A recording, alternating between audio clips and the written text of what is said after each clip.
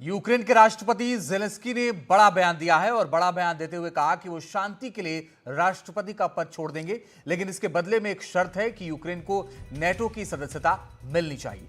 Media से बात करते हुए एक सवाल के जवाब में यूक्रेनी राष्ट्रपति ने बातें कही। उनसे सवाल किया गया था कि क्या शांति के लिए वो अपना पद छोड़ सकते हैं, जिसके जवाब में जेलेंस्की ने कहा और शर्त भी रखी, हां कहा कि पद छोड़ सकते हैं, लेकिन शर्त भी उन्होंने रख दी।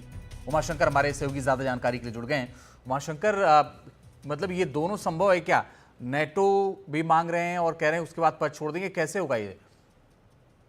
जी देखिए, राष्ट्रपति जेलेंस्की जो कि एक प्रेस कॉन्फ्रेंस संबोधित कर रहे थे, क्योंकि 24 फरवरी को 3 साल पूरे होने जा रहे हैं, तो उसकी पूर्व संध्या पर प्रेस कॉन्फ्रेंस संबोधित कर रहे थे। और उसमें जब उनसे पूछा गया कि क्या वो पद छोड़ देंगे, इसका जो कॉन्टेक्स्ट है वो ये है कि अमेरिकी राष्ट्रपति ट्रंप ने कुछ दिन पहले ही ये कहा था कि जेलेंस्की डिक्टेटर हैं और वो बिना चुनाव के शासन कर रहे हैं। 2019 में यूक्रेन में चुनाव हुआ था, 2024 तक जेलेंस्की का कार्यकाल था, लेकिन क्योंकि मार्शल लॉ है तो वहां पे चुनाव हो नहीं सकते और जी। इसलिए जेलेंस्की पद पे बने हुए हैं। हम्म। अब जो उन्होंने कही है उसमें कई सारी बातें कही हैं। उन्होंने ये कहा है कि शांति के लिए, यूक्रेन के लिए जरूरी हुआ तो वो पद छोड़ देंगे, और साथ ही ये भी कहा कि ऐसा भी हो सकता है कि नेटो की सदस्यता अगर दे दी जाए तो भी वो अपना पद छोड़ने को तैयार हैं। हालांकि उन्होंने साथ में ये भी जोड़ा कि 1 दशक तक तो वो शासन नहीं कर सकते, लेकिन यूक्रेन की जमीन पर वो रूसी राष्ट्रपति पुतिन को शासन नहीं करने देंगे। और इसका कॉन्टेक्स्ट ये है कि क्योंकि 20% जमीन पर यूक्रेन के अभी रूस का कब्जा है, और अमेरिकी राष्ट्रपति जिस तरीके से